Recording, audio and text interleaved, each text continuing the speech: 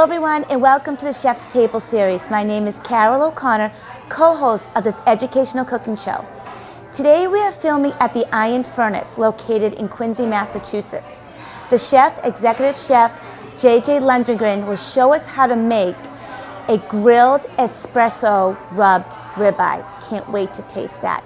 Later on you'll see the type of wine paired with this dish and my interview with co-owner John O'Sullivan, who grew up in West Roxbury like I did. So let's go over to my co-host Joe Murphy and Chef JJ to learn how to make this dish.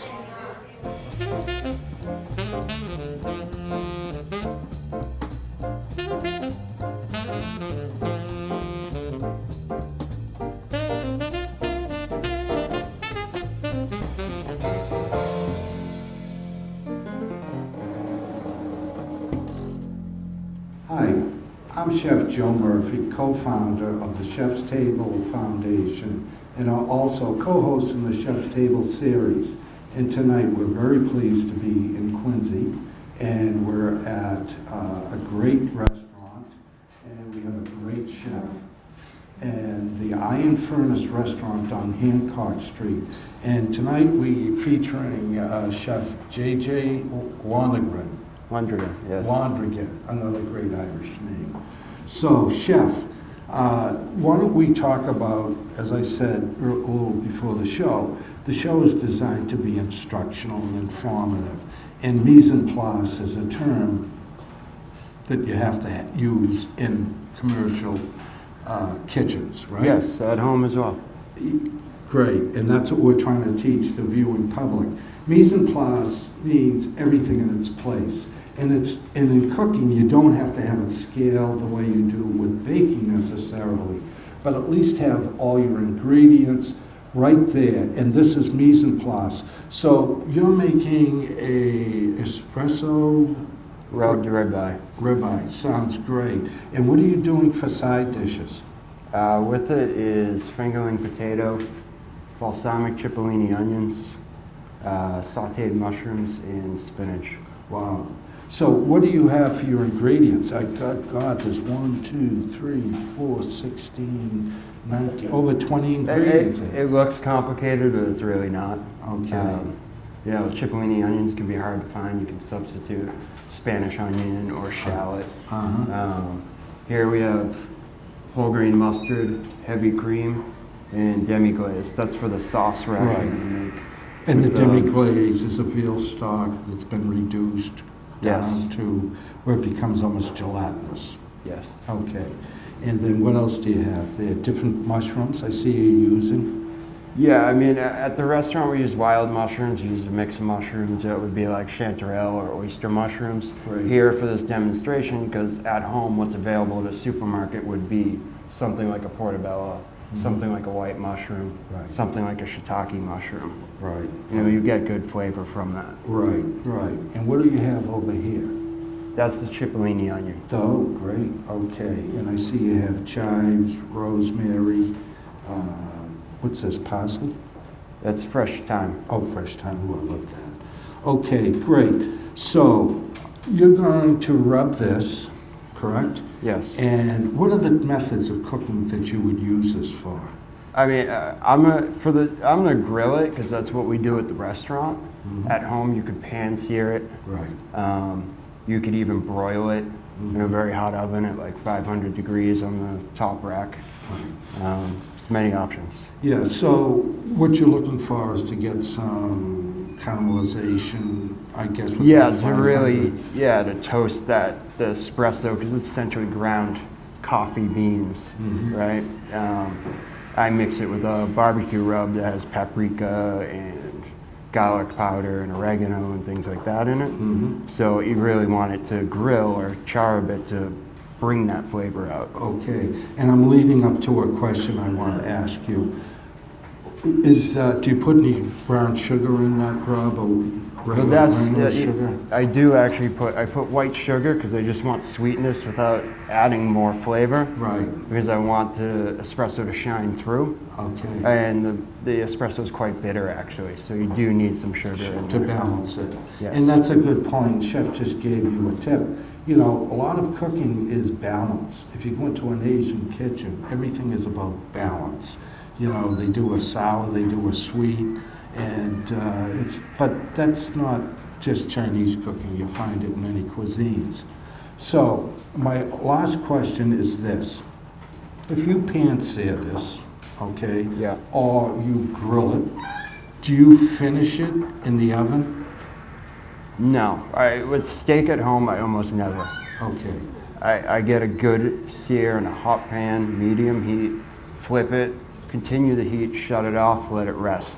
About Right. 5 minutes. okay, And then you have, if it's a thick enough cut like this, like a 1/2 inch to an inch thick Right. steak, you're looking at a good medium rare to medium. sweet.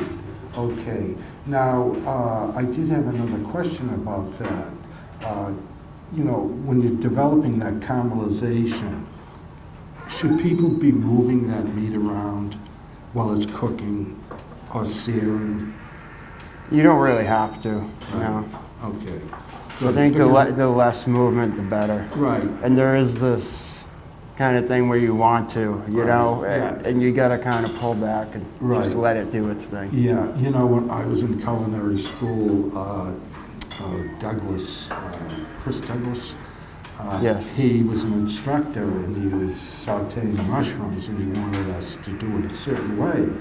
And I took the pan, trying to look like I knew what I was doing, and gave it this. And he said, don't do that. You want to get a little, cross a little caramelization. Right. So don't be so quick to do the, you know, turning over, or get that caramelization, because that's where a lot of flavor comes from. Yes. Okay. Now, do you want to, what do you want to start with first? I mean, I'm gonna start with the steak. I mean, for the fingerling potatoes, they actually cook quite quickly in 15 to 20 minutes in boiling water. Right. So, I mean, I almost always start with the protein. But like you said, mise en place, I have everything ready Yeah. here to go. Okay. So, and Chef just gave you another great tip. Before you start cooking, think about how long each item takes to cook. And he said that he always starts the steak or the protein first, correct? Yes. Okay. All right, so I'm going to step aside, and we have a home-type electric grill. So if you want to do that, you know, get it coated. You want me with to this remove resin. that? Yeah.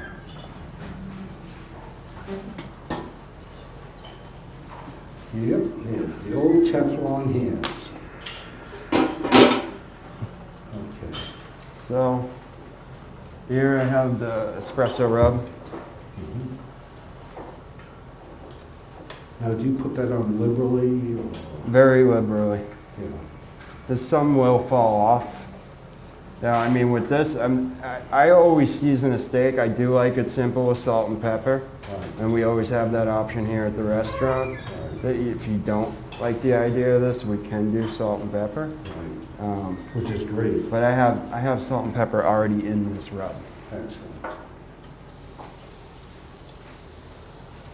So, if you're pan frying, you want that pan pretty much smoking hot, right? Smoking hot, and then you drop it to medium heat. Yeah. A lot of people are afraid to get that pan really hot, but Yeah. Well, that's why I would suggest cast iron. yeah, right, which is great. Okay, well, that's searing on one side. What's next? Next, I'm going to slowly start our sauce. Okay, Let me just turn this up. yeah. I'll step back behind you. So, I mean, as always, you run into this problem at home. Sometimes you don't have the ingredient you want for a recipe, it's not available. For this, I do brandy peppercorn at the restaurant. Right now, I didn't have brandy available, so now I'm going to use a very fine whiskey. Okay. I'm essentially going to get the same flavor by doing so. Right. So I start with the liquor and reduce that down quite a bit. Right. And if you have an alcohol version, you're actually cooking that alcohol on. And, you know, chef knows what he's doing, but I would recommend for the home chef, take that pan off and don't pour your alcohol, wine, or alcohol, and don't put it back in the flame because you don't want to flare it. No. So we're right where we want to be. Now I'm going to add whole grain mustard. You could always use something like Dijon, but I like the grittiness of this and Yeah. the whole mustard seeds themselves. Oh, that's great. Yeah, and it just adds to the eating experience. You know, you're getting different layers of flavor as well as different textures, so it really, you know, brings up that eating experience. So now I'm going to add demi-glace. Ooh. What would you recommend, you know, for the person at home? They're not going to buy veal bones at No, I probably mean you could $8 use a pound. you could use beef broth or stock, Yeah. like any brand. Let me just turn this. So I mean I'm doing multiple things at once. You're still paying attention to this, Right. getting those grill marks we want. Yeah. Yeah. And now I'm gonna add heavy cream. Wow. I'll tell you, folks, if we had smell-o-vision, you'd be saying, oh my God, does he make house calls? I mean, the aromas are fantastic. So I mean now I'm gonna add a bit of fresh cracked pepper, and I mean essential for this sauce. It's cracked. It's not ground. Right. It's not like dust. You know, generally in a professional kitchen, you're cracking your own pepper. Right? Yeah, You're not yeah. buying, Very fresh. right.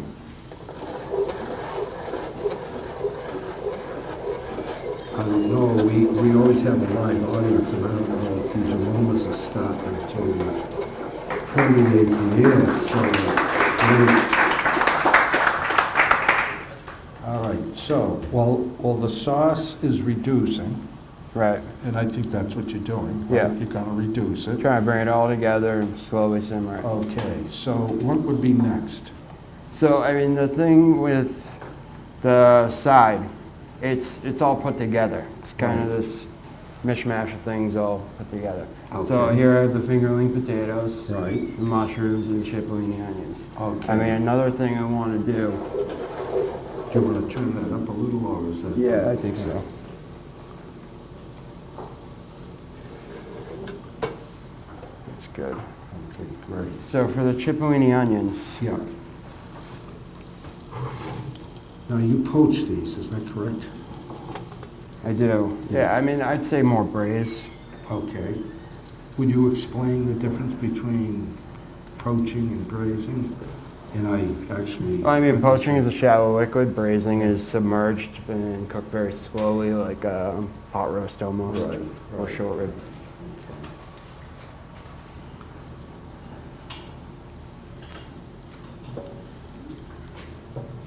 Now, you've already, have these already been braised, or? They've already been peeled. Okay, So, I mean, this is a very simple technique. It's Yeah. cipollini onion, yeah. balsamic vinegar,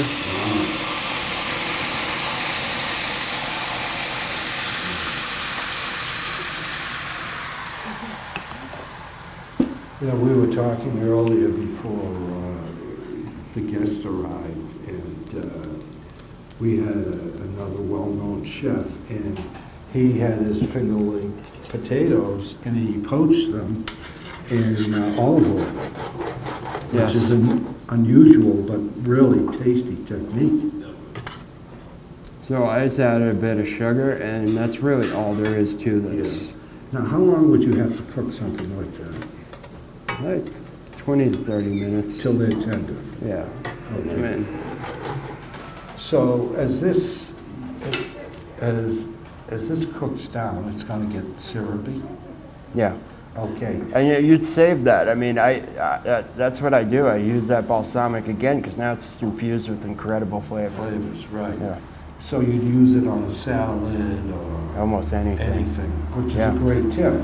You know, on a good balsamic vinegar, he was using it in this technique for the cipollini onions, but, you know, don't throw that away. it's reduced, which is going to intensify the flavor. And it would be great to use, you know, for salads or however you want to use it. Now, I do have a question though. So you're doing this for 20 minutes. All right. Doesn't that really reduce down and start burning sticking to the bottom, or I mean, you just do it very slowly. do it slowly? Yeah. Okay, you wouldn't add water if it got too low. You can, and it would always reduce, you know, because you do want them submerged a bit more. Yeah. But, you know, and we're just trying to show people the technique here, Yeah. so that's fine.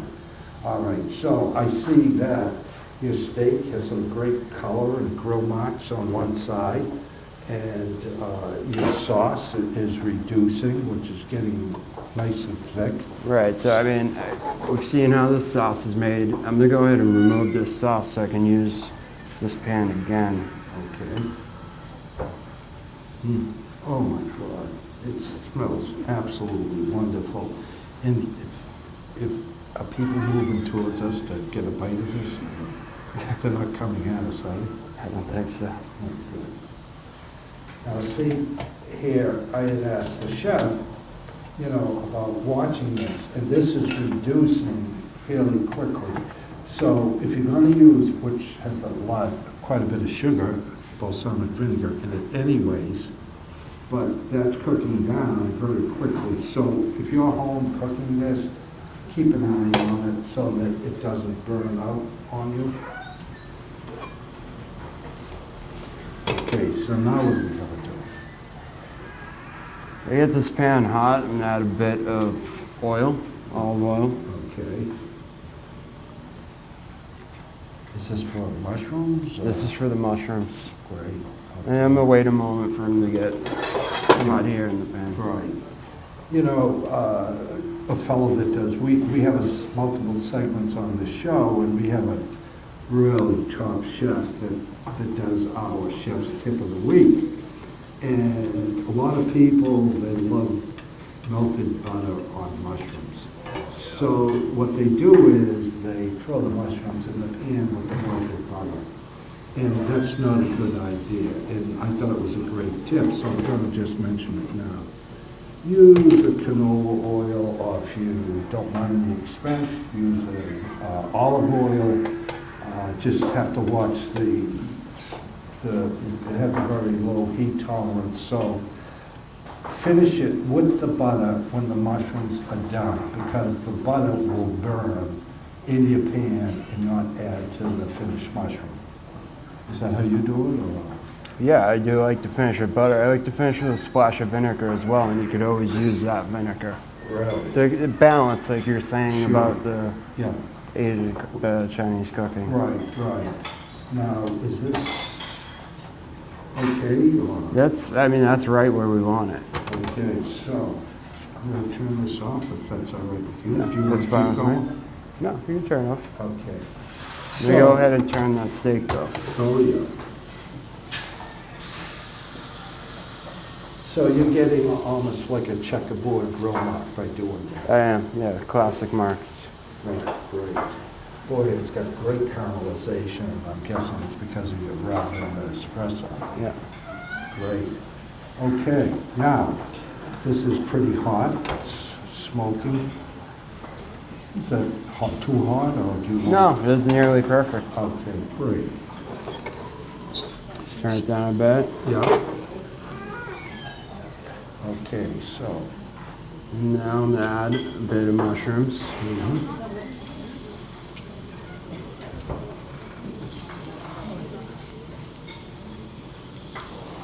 Excellent.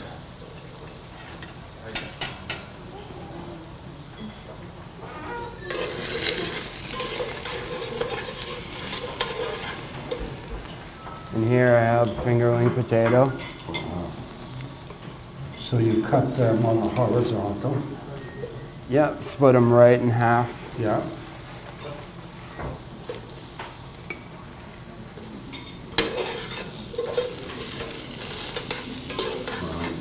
Now, are you adding any other mushrooms to this, or are you just going to stick with the Those wild Well, I mean, what I used there was I had some already cooked ones we had done here at the restaurant. Yeah. And then for the cipollinis, I'm gonna quickly chop them up.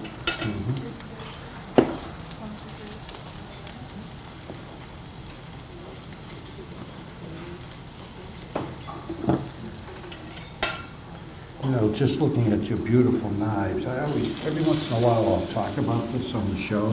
Yeah. That a sharp knife is your best friend. And, you know, I see people trying to cut a beautiful roast beef and they're pushing down. It's like a chisel. And that not only takes the great juice out of the meat, but it makes your work that much more difficult. So really, make an investment on great knives and keep them sharp. It is essential to have a sharp knife at home. A lot of people don't. Right.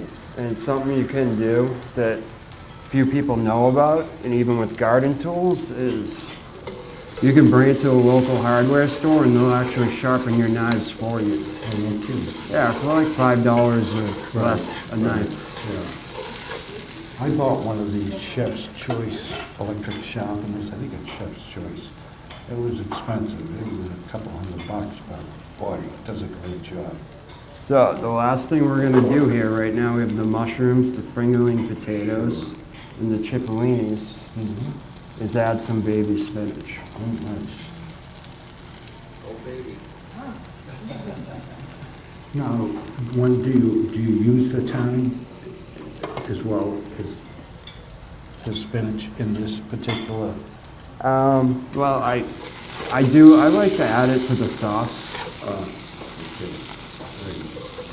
I mean, if I'm cooking fish at home, I use salt, pepper, and fresh thyme. Yeah. Thyme is just a fabulous thing. Now here I've nearly shut the heat off because I like my spinach sauteed, but I don't like it to disappear. Right, wilt down.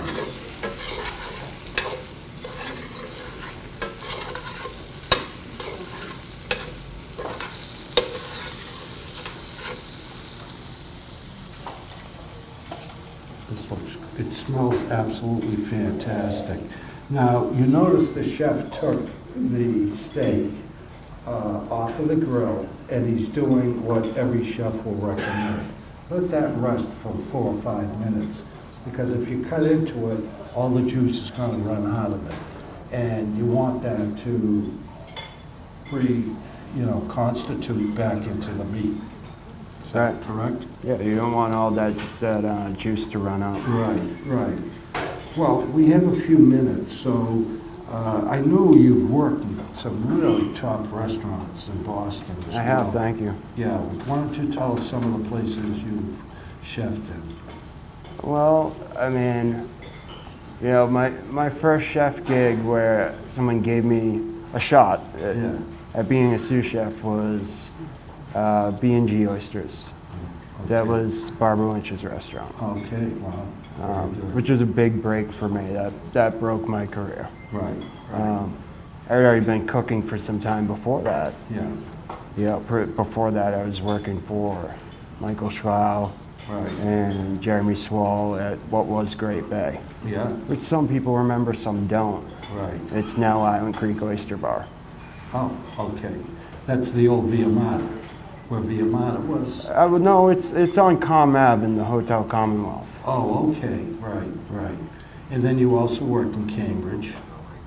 Yeah, I worked at Harvard in Harvard Square at the now defunct Upstairs on the Square. Right. That was a great restaurant. It was a fantastic restaurant. Yeah. 2 floors, fine dining on the second floor, Right. more casual bistro on the second floor, on the first floor. Oh, wow. And that's where I was working. Right. And then where else after that as your career moved forward? Then I took a turn out of Boston in Cambridge and started working in the suburbs a bit. Yeah. I mean, at some point I worked for Stephen Sherman, who was a chef from Union Square Cafe in New York Oh, City. wow. Yeah. And he came into Boston to open Union Bar and Grill Right. for the Aquitaine Group. Yeah. And I learned quite a bit from him, like scratch cooking, the style, and how to really Right. put love in the food, how to read a recipe, how to get a better feel for ingredients and taste it and cook for yourself, you know? So I recently, like 10 years later, after that experience, got to go work for him again at Scarlet Oak Tavern, which is very nice. So Yeah. like, oh, I can do all this stuff now. And that was a great experience. Good. You know, I've been told by restaurateurs that part of the biggest hurdles in finding people to commit to the kitchen, all these young people are watching the chefing shows, the chef screaming and yelling and whatever, Yeah. and they think it's fun. Chefing is hard work, and if you don't have a passion for it, believe me, it could eat you up alive. And we were talking about this prior to the show, and it's about passion, it's a bit about creativity, and if you are thinking about chefing, you're not going to start at the top. No. The culinary school that we're supporting. There's an illusion that you will, that you go to school and you're a chef. Right.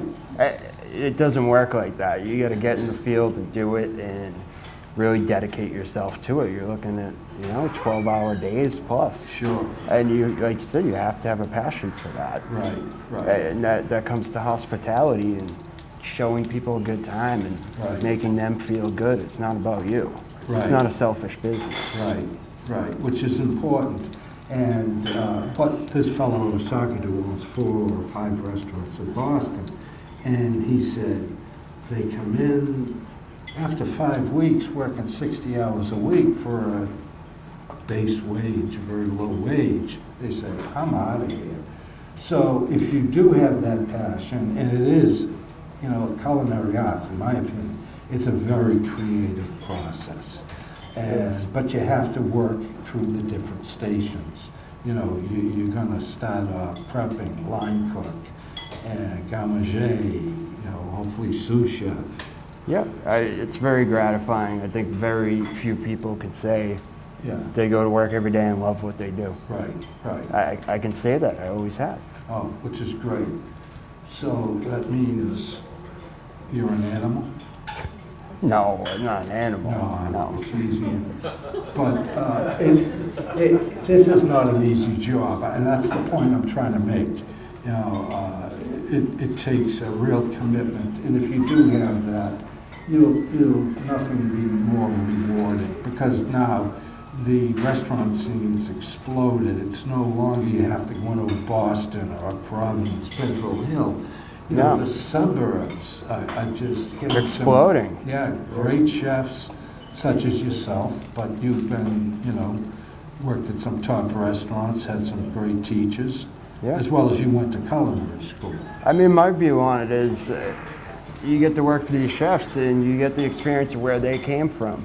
Right. There's this lineage that comes down. Right.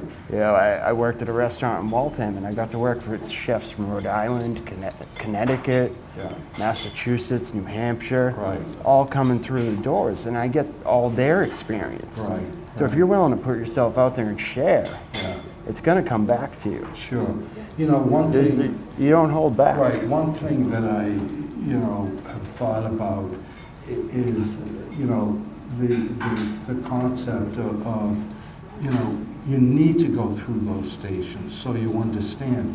But having done so many shows, you do grilling, sautéing, poaching, roasting, those are all the generic terms.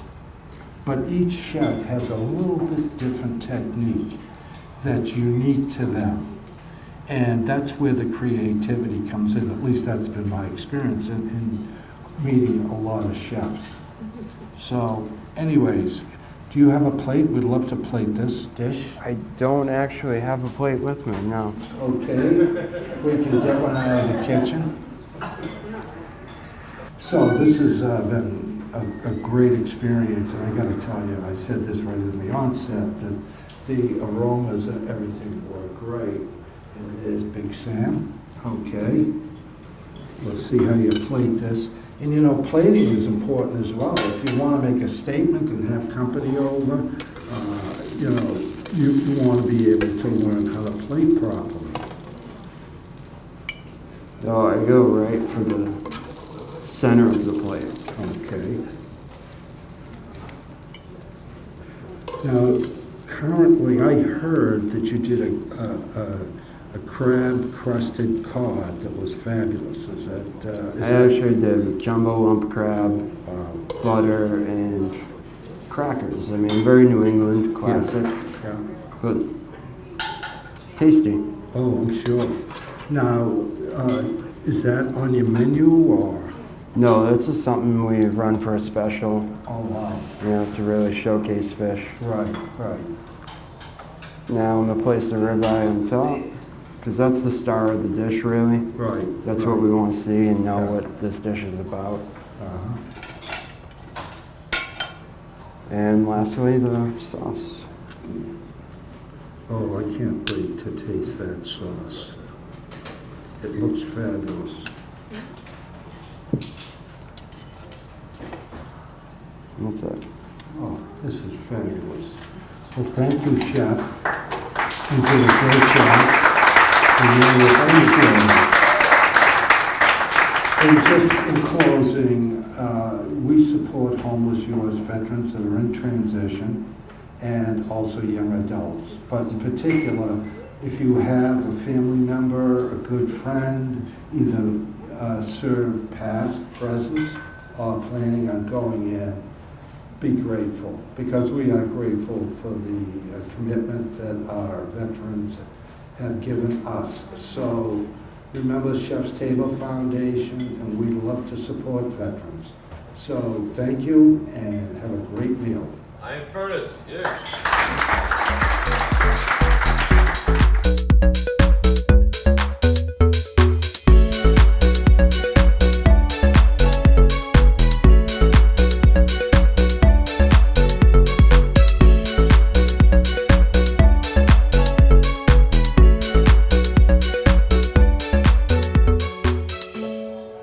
Hello everyone and welcome to the wine pairing segment of the Chef's Table series.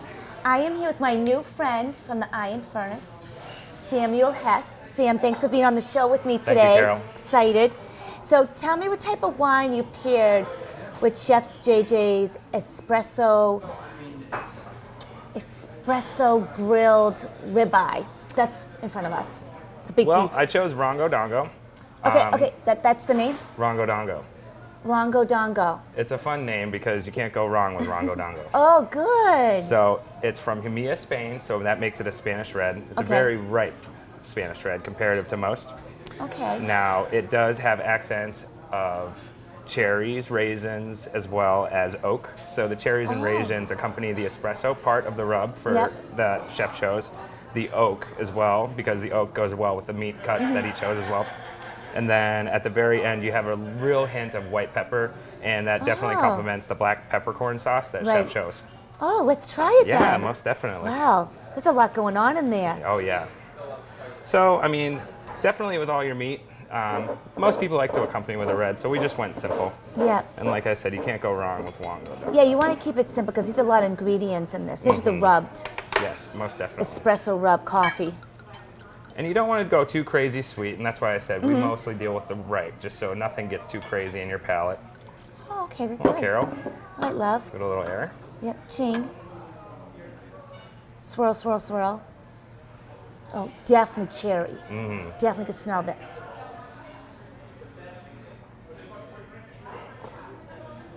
Ooh, that goes nice down, Yes, right? definitely. Yeah. And like I said, at the very end, you have that white pepper. So definitely with the black peppercorn cream sauce that Chef chose, it's a great accent. Oh, my new friend Sam picked a great wine, everyone. This is excellent. Can't go wrong With Rongo Dongo. with Rongo Dongo. Cheers. Excellent. So Sam Hess, thank you for being my wine. Sommelier. Yes, tonight. I appreciate it. Awesome. Thank you. Here at Iron Furnace. Yes. So everyone, this has been the wine pairing for the grilled espresso dry rubbed ribeye. And I'm here with Sam Hess of the Iron Furnace, and we'll see you next week.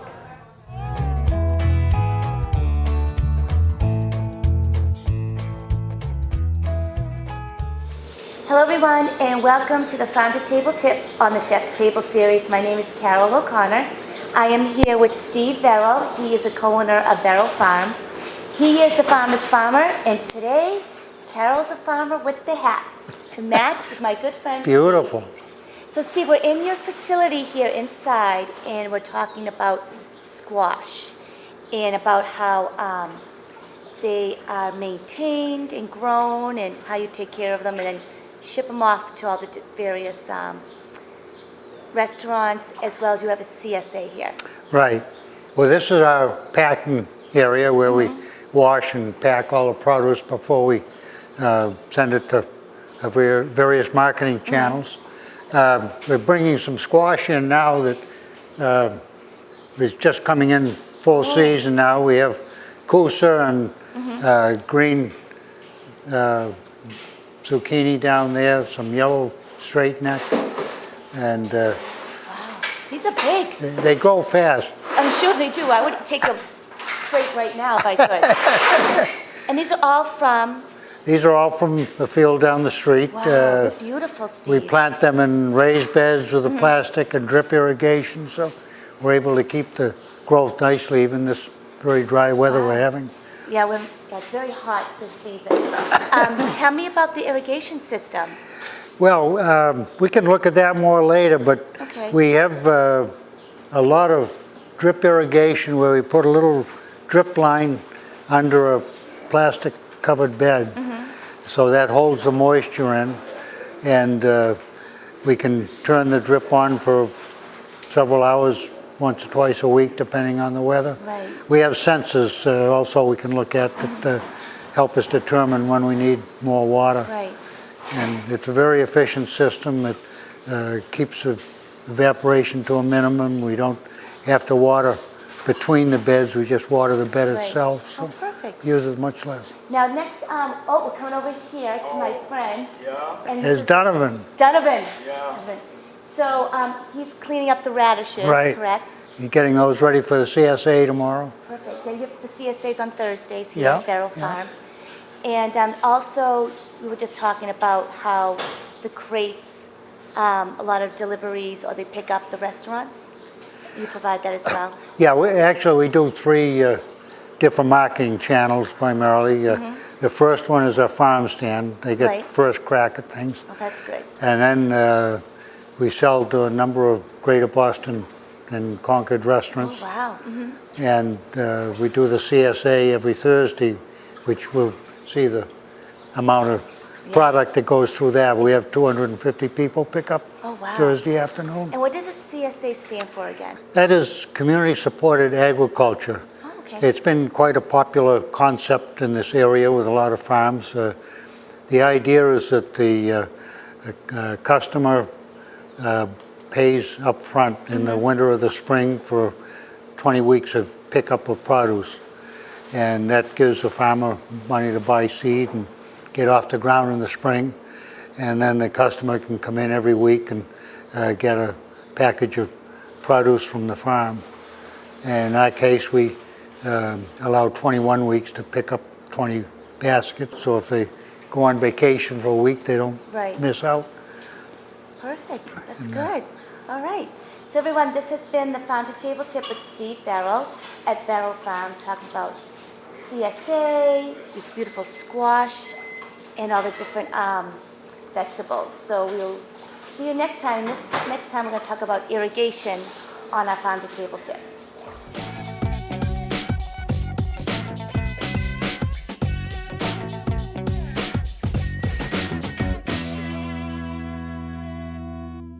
Hi folks, Steve LeCount, chef owner of Chiara Bistro in Westwood, coming at you this week with this week's Chef's Tip of the Week. I want to talk this week a little bit about avocados. There are a couple of different types of avocados you can buy. One has a bumpier skin, and then there's one with a smooth skin like this. Depending on the application, I might prefer one over the other. For just slicing them and putting on top of a salad, I might buy the one with the bumpier skin. That tends to be a little bit firmer. But if you're going to make guacamole for some salsa and chips and things like that, you might want to prefer this one. And it's important to buy them and just kind of pinch it with your thumb. And when you see that little indentation, you don't want it too mushy, but you don't want it firm at all. But I see people, what I really want to show you is how quickly you can peel one of these. They are very slippery, and I see people, you know, doing this and taking the skin off, and then when they get around here, it's sliding in their hands and stuff, things like that. So the easiest way is, first of all, have a very sharp knife and just start at the top, and you'll feel the pit when you get to the middle, and just make a circular cut all the way around the perimeter, and then just twist the avocado. Okay, and to get that pit out, I'll use a little bit larger knife, but be careful when you do this, but take good aim and just go into the pit and twist the knife quickly, and that comes right out. And so, side note, this side of the avocado, if you want to put 3 toothpicks in there and put it in a glass of water, it might sprout roots, and you may be able to grow yourself a little nice looking avocado plant as well. So once you get to this stage, just take a spoon, and again, the avocado has to be ripe to do this, and then you just scoop it out. And there's no muss, no fuss with this avocado sliding all over your hands and all over the cutting board. And then from there, you can just do whatever you prefer with it. You know, if you're making guacamole, you can just kind of press it down and chop it up, turn it that way, and keep chopping. If you like it mushy, you can puree it, make an avocado puree in your food processor. But it's by far the easiest way to get an avocado out of its skin without dealing with it sliding around in your hands. Add a little bit of light cream and lime juice and make a nice silky, smooth avocado puree. And this is Steve LeCount with this week's Chef's Tip of the Week.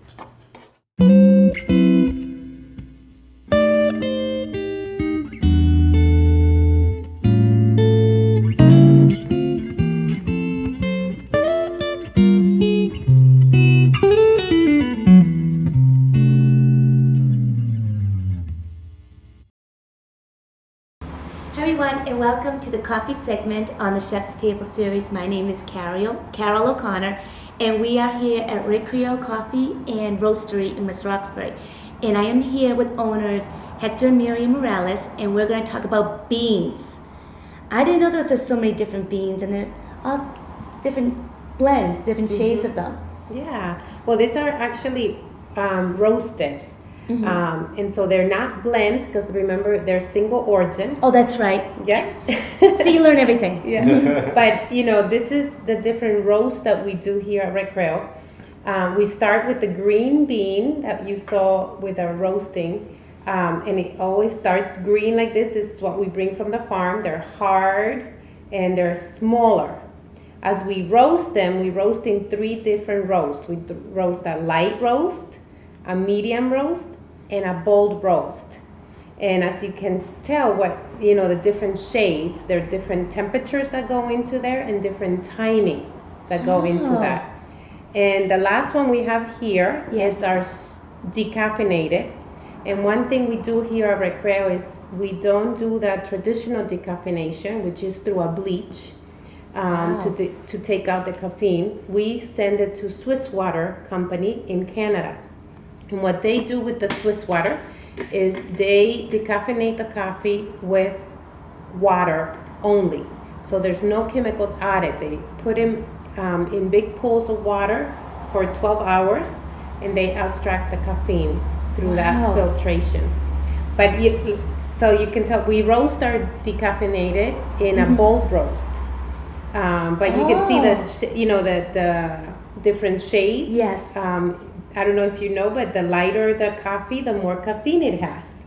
I didn't know that. And a lot of people think, this is a strong coffee, it's bold, so it must have a lot of caffeine. It's the other way around. Always Our thought lighter, this one is a lot more oily in the coffee because it roasted longer. Okay. And so more caffeine comes out of those beans as they being roasted. Wow. And so here we go. This is the 3 roasts that we offer here at Recreo. And this is a bolder taste, That's the though. bold taste. Yet the light roast has more caffeine. Right. Wow. Right. So wow. The thing is that as you roast, Yes. the bold roast is at a higher temperature for a longer time. So all the heat goes to the core of the bean, and it cracks the core. So the oils of the bean and the caffeine flushes away a little. So that's why it has less caffeine than the light. That is. But the flavor is stronger. It's a strong flavor. Right. And because we're single origin, it's a bold roast. It's very smooth, very mellow when it's finished. That's a characteristic of single origin coffees. Oh, so guys, Hector, I'm going to have to try the bold. I'm So always Carol, going. go for the bold. I'm going to have to go for the bold. Thank you for that. I'm going to try that the next time, definitely. So everyone, this has been the coffee segment on the Chef's Table series with Recreo's owners Miriam and Hector Morales.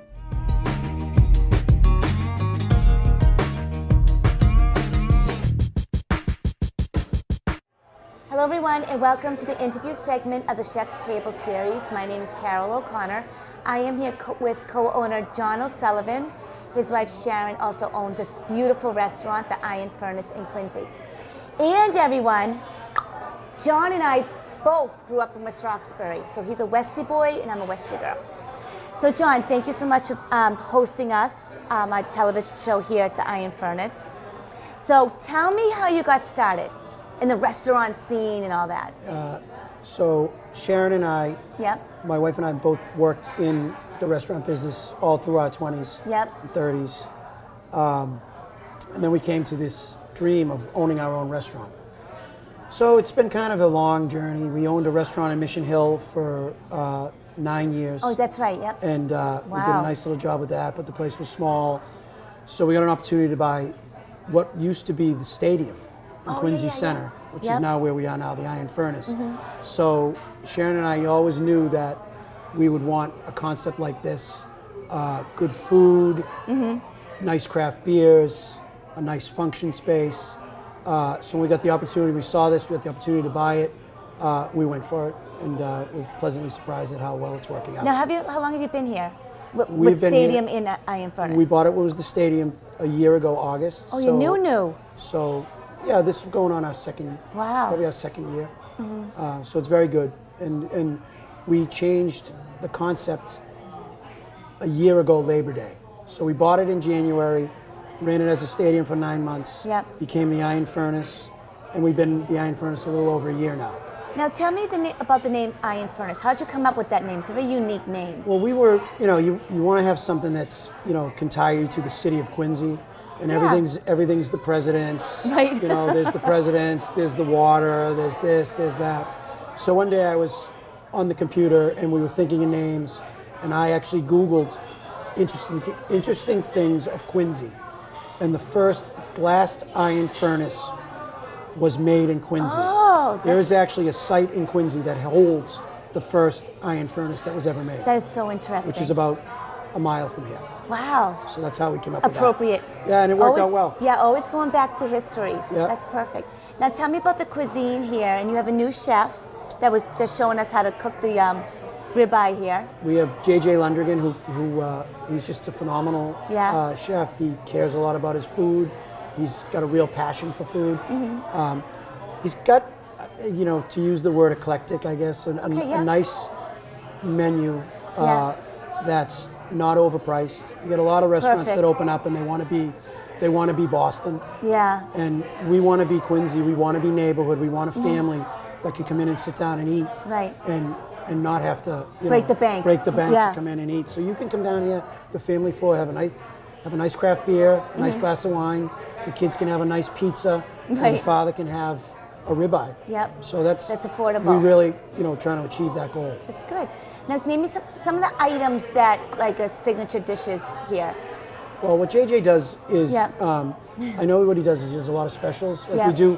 we do a prime rib on Friday and Saturday nights. Mm-hmm. He does a nice crab crusted cod, Oh, I love which cod. a lot of people wouldn't even know what it is, and you come in here and you're not just getting that regular fish menu. Right. He does one thing we do here, which helps the neighborhood a lot, is we do half price burgers on Monday nights. Mm-hmm. We do, and on a Wednesday night we'll do gourmet tacos. Oh. Everyone seems to do their tacos on Tuesday. It's Taco Tuesday. We do we do a better taco a day later, and that is a really popular item here. And that's pretty much it. The salads are nice. He does, and I had never seen it before. Oh, tell me. He does a grilled Caesar salad. Grilled Grilled. Like a wedge? grilled wedge. Wedge, yeah. Similar. Yeah. Grilled romaine. I'm sorry. Okay, that's okay. He does a grilled romaine salad, Yeah. which obviously by looking at me, I'm not a big salad guy. But it's one of the menus that people leave here and they're just like unbelievable. They're like- I just got a grilled salad in the middle of Quincy Center, which they're very surprised about. Oh, that's good. Now you also have Sam, he did the wine pairing with me. He was telling me about the entertainment here as well. At We do. times. We do some live music. Yeah? We've just moved into doing some DJs. Mm-hmm. On a Thursday, we do karaoke. Yep. Fridays and Saturdays, we do kind of a throwback, Oh. 80s and 90s music. I Wen- love 80s and 90s music. Love Wednesday- that music. Wednesday nights, we have Matt Ford, Matt Ford. who's a pretty popular guy around West Roxbury. Yeah. He comes all the way over to Quincy to do our trivia for us. And Oh, We're very perfect. happy to have him. That's good. And that's what Quincy needs. Like someone that food is affordable and there's entertainment. Yeah. Because people want, when you go out to eat sometimes you just need some type of entertainment to keep you you going. busy. Exactly, Nice. exactly. But John, thank you so much for sharing your story with me and opening, your restaurant to the Chef's Table Foundation. It was our pleasure. We appreciate the support. Thanks Thank a you lot. very much. So everyone, this has been the interview segment of the Chef's Table series with co-owner John O'Sullivan. He doesn't live in West Roxbury anymore, but he's still a Westie guy at the Iron Furnace in Quincy. And we'll see you next time.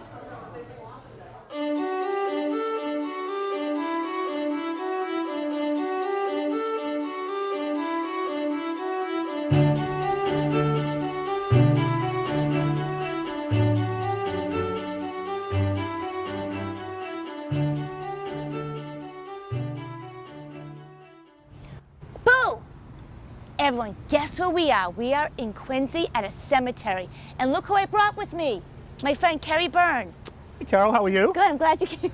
So we were hiding it out, cemetery. It is almost Halloween. You want to be a little spooky, right? So tell us about the historical aspect of this We cemetery. are standing in the middle of one of the oldest burial grounds in America, 376 years old, dating from 1640, the Hancock Cemetery. So named for the Reverend John Hancock, the father of the famous patriot. The Reverend John Hancock lived right up the street, about 2 blocks from here where John Hancock was born. Again, another Quincy kid. I was just going to say another Quincy Couldn't boy. have a revolution without those Quincy kids. Right. And but because the Reverend, he was the minister of what's now the Church of the Presidents, the United First Parish Church. He's buried here, so the cemetery is named after him. But not only is the Reverend John Hancock buried here, the presidents and the first ladies were originally buried here before their bodies were moved I was inside. going to ask you Yeah, that. inside the Church of the Oh. Presidents. 69 veterans of the Revolution from Quincy are buried here today. Their names listed right here. Quite a beautiful tomb and grateful remembrance of the men of Quincy who on land and sea fought to establish the independence of the United States of America and the Revolution of 1775 to 1783. 69 of them right here. I mean, you can see Revolutionary War monuments here Oh, I see. and here and all over. Quincy's the first man from Quincy to serve in the Civil War is buried here.